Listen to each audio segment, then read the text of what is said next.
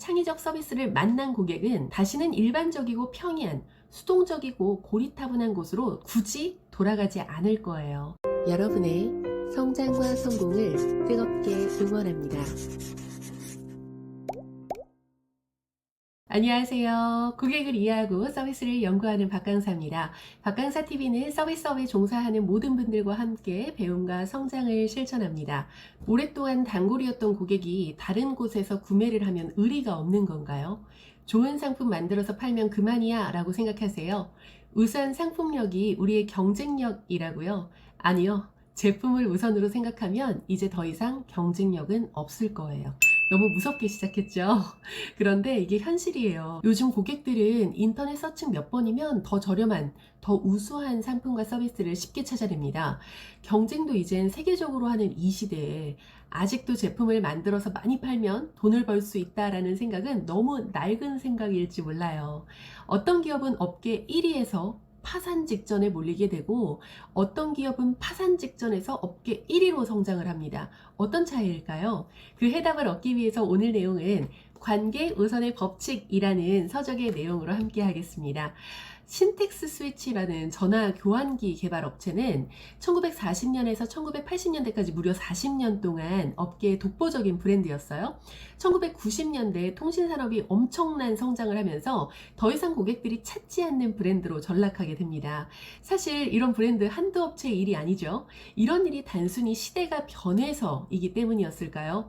다른 예시를 들어볼게요. 바스켓볼이라는 농구공을 파는 업체가 있었어요. 이 업체는 계속 농구공만 만들어 팔아서는 파산을 직면할 것이라는 걸 깨닫고 사업 모델을 농구공 대신 농구 선수를 중심으로 사업 계획을 구축해요. 그 농구 선수들이 원하는 것, 그들에게 필요한 것은 무엇일까라고 고민을 하죠. 상호명도요, 바스켓볼에서 바스켓볼 피플로 변경한 후에 오랫동안 쓸모없는 값비싼 전자 팸플렛 노릇만 했던 고객이 찾아오지 않는 회사 웹사이트를 NBA 모든 프로팀에 대한 통계 자료, 프로 선수들의 조언, 농구팀이나 농구대회 정보 관리하는 무료 소프트웨어, 농구 훈련 지침서, 운동화 관련된 부상을 치료해주는 병원 목록, 토론방, 온라인 농구 플레이오프, 리그 정보, 바스켓볼 피플 상점 등으로 개편을 해서 고객들이 계속 찾아오고 싶은 웹사이트를 구현해서요, 업계 1위가 됩니다. 물론 두 업체는 완전 다른 업체죠. 하지만 주요 맹점으로 보면 신텍스 스위치는 제품에 집중할 때 바스켓볼 피플은 관계에 집중했다라는 것입니다. 우리가 직면한 현재 산업은 변화 속도가 날로 빨라지고 있죠. 소비재 마진은 줄어들고 고객이 시장을 지배하고 있어요. 잠재 고객은 점점 더 접촉하기 힘들어지고 시장의 유통 경로는 점점 세분화되면서 제품의 라이프 사이클 주기가 짧아지고 있다는 것입니다. 단골 고객마저 떠나는 이유가 무엇일 것 같으세요? 신규로 인입이 될 때 나에게 드렸던 에너지와 공이 반복해서 이용한다고 유지되거나 더 좋은 혜택으로 흥미를 주지 않기 때문에 그래요.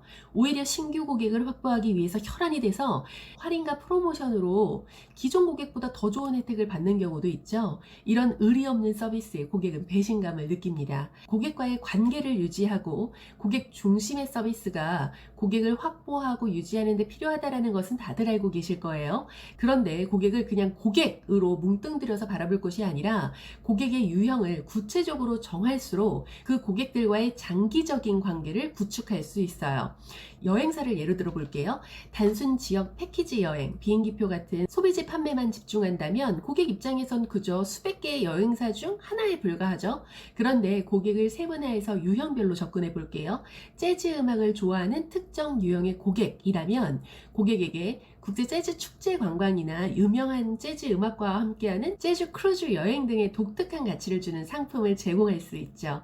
여행 상품을 함께하는 가이드 역시 일반 가이드가 아니라 재즈 음악을 전공한 전문가라면 더 좋겠죠. 뿐만 아니라 웹사이트엔 상품을 홍보하는 것이 아니라 전 세계의 재즈 애호가들이 계속 찾을 수 있는 공연 정보라든지 아티스트 소개라든지 재즈 컬럼 등을 제공한다면 이 여행사는 단기간에 전 세계 재즈 팬들을 위한 최고의 여행 서비스 제공자가 될 거예요. 그렇다면 다른 유형으로 와인 애호가를 유형으로 잡는다면 전 세계 포도원과 포도주 축제 관광 상품과 함께 와인 지식 정보를 제공한다면 이 또한 단순한 여행사가 아닌 특별한 가치를 지닌 경쟁력을 갖출 수 있겠죠. 이쯤 되면 골프, 미식가, 애완동물을 기르는 사람 등 새로운 유형의 고객에 따른 장기적 관계 유지가 가능한 사업을 구축할 수 있게 됩니다. 영업도 마찬가지예요. 고객에게 물건을 팔기 위한 말을 늘어놓는 대신에 고객을 도울 수 있는 방법을 찾으려고 노력하셔야 하고 또 그것이 고객에게 전달되어야 돼요. 고객님, 땡땡을 통해서 무엇을 얻고 싶으세요? 이 다음 목표나 계획이 있으실까요? 고객님, 땡땡을 이루기 위해서 어떤 게 필요하세요? 같이 고객에 대한 정보와 니즈, 그리고 영업사원 나 자신의 경험과 전문성, 그리고 창의력을 이용해서 고객을 위한 독특한 해결책을 만들어서 제공할 수 있어야 해요. 헬스 트레이너라면 저 몸 좋아요, 저 운동 잘해요, 저 어디 대회 몇 등 했어요를 어필하는 것도 필요하겠지만 그보다 더 중요한 것은 그래서 내가 얻을 수 있는 것은 무엇이고 계속 관계를 유지해야 하는 이유를 제공하는 거예요. 앉아서 오래 근무하는 사람을 유형으로 잡는다면 앉아서 오래 근무했을 때 문제가 되는 체형 혹은 체형 관리 방법, 효율적으로 앉아있는 방법, 앉아서 운동하는 방법, 식단 운동 정보, 체형 변화 분석, 성공 사례 등 현대 직장인들에게 꼭 필요하고 계속 찾고 싶은 사람이 되는 것이 중요하겠죠. 그러려면 고객을 바라보실 때 뭘 해야 되겠어요? 우선 타겟 고객 유형을 세분화해야 되겠죠.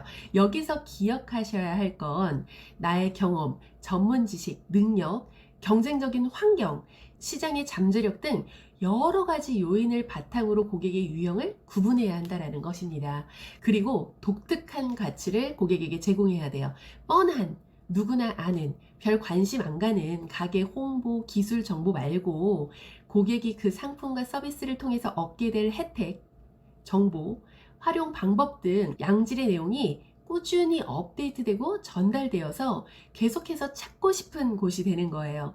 그리고 또 핵심 포인트는 무료로 제공되는 겁니다. 신제품을 설명하는 대신에 기존에 가지고 있는 제품을 무료로 점검해주고 전자제품 세미나나 박람회 초청권을 준다든지 회원제 앱사이트 권한 등을 무료로 제공해서 고객의 삶에 익숙하고 또 필요할 때 먼저 떠올릴 수 있게끔 해야겠죠.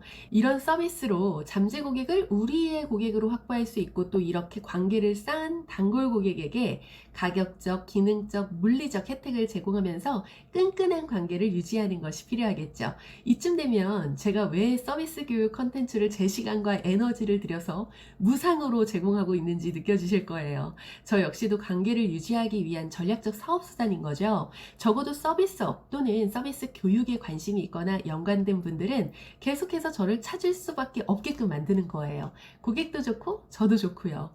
더불어서 고객과 쌍방향 커뮤니케이션이 가능한 도구를 개발해 주세요. 그러려면 고객과 쉽게 소통할 수 있는 채널을 만들어야 되겠죠. 전화, 이메일, 모바일, SNS, 채팅, 인쇄물, 우편물, 직접 만나서 상담하는 등 제공자 입장에서 편리하거나 경제적인 매개체가 아닌 고객이 원하는 매체를 사용해서 제공하는 것이 필요하겠죠. 그럼 어떤 소통을 해야 하냐고요? 고객과의 관계에서 거래에 대해 감사하고 있음을 보여주세요. 장기적으로 고객들과 꾸준히 소통하고 또 고객 각자의 개별적인 존재의 맞춤 응대가 가능해야 돼요. 고객의 흥미를 유발할 새로운 가치를 끊임없이 추가하고 장기적 고객에게 특별한 혜택으로 보답하셔야 돼요. 고객의 말에 귀를 기울이고 피드백을 통해서 관계를 유지해 주세요. 그런 커뮤니케이션 방법은 제 채널에 엄청 많잖아요. 또 아무리 좋은 도구가 개발되었다라고 할지라도 그것을 전달하는 사람은 사람이고 고객도 사람이기에 직원이 어떻게 가치를 전달하느냐도 중요해요. 직원들에게 일 처리하는 방법, 응대 스크립트, 매뉴얼을 달달 외우게 하는 대신에 기본적인 서비스 원칙과 개념을 전달해서 직원 스스로가 능동적이고 창의적인 서비스를 고객에게 스스로 제공할 수 있는 능력을 개발시켜 주는 것이 필요해요.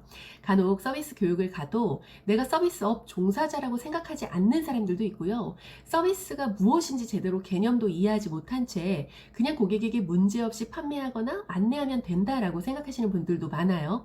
물론 지금 당장 문제가 없다 느끼실 수 있어요. 하지만 적어도 관계에 대한 가치를 이해하고 전달하는 창의적 서비스를 만난 고객은 다시는 일반적이고 평이한 수동적이고 고리타분한 곳으로 굳이 돌아가지 않을 거예요. 지금부터라도 고객과의 장기적이고 긴밀한 관계를 유지하기 위해서 고객 구분, 유의미한 양질의 가치 전달과 고객 소통을 통해서 독보적인 관계를 맺으시길 바라겠습니다. 지금까지 여러분의 성장과 성공을 뜨겁게 응원하는 박강사였습니다. 감사합니다.